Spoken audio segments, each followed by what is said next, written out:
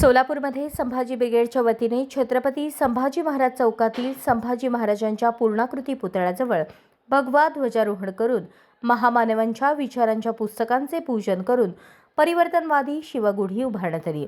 बहुजन समाज प्रस्थापितांनी लादलेल्या रूढी झुगारून देत कात टाकत आहे आणि नवविचाराचे स्वागत करून अंगीकार करत आहे।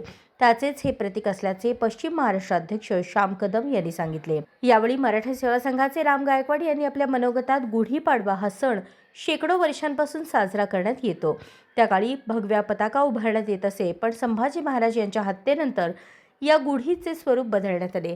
वारकरी संप्रदायाची गुढी भगव्या रंगाची आहे। बुद्धांनी भगव्या रंगाचे चिवर निवडले। छत्रपती शिवाजी महाराज, छत्रपती संभाजी महाराज यांचा ध्वज भगव्या रंगाचा आहे। भगवा ध्वज ही भारतीयांची अस्मिता आहे।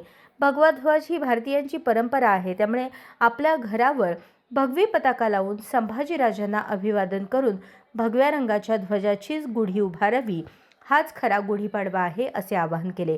यावेळी संभाजी ब्रिगेडचे पश्चिम महाराष्ट्र अध्यक्ष श्याम कदम, जिल्हाध्यक्ष संभाजीराजे भोसले, जिल्हा संपर्क प्रमुख शत्रुघ्न माने, शहराध्यक्ष श्री जगदाळे, महिला आघाडी जिल्हाध्यक्ष मीनलदास, सुनीता घंटे, माणिक यादव, वशिष्ठ सोनकांबळे, ॲडव्होकेट गणेश कदम, प्रशांत देशमुख, संतोष सुरवसे, यशवंत लोंढे, दिलीप निंबाळकर, पृथ्वीराज सुरवसे, रमेश भंडारी, राजेंद्र माने, लखन पारसे, सतीश वावरे, सिद्धाराम सावळे, शेखर कंटेकर, प्रेम भोसले आदी उपस्थित होते।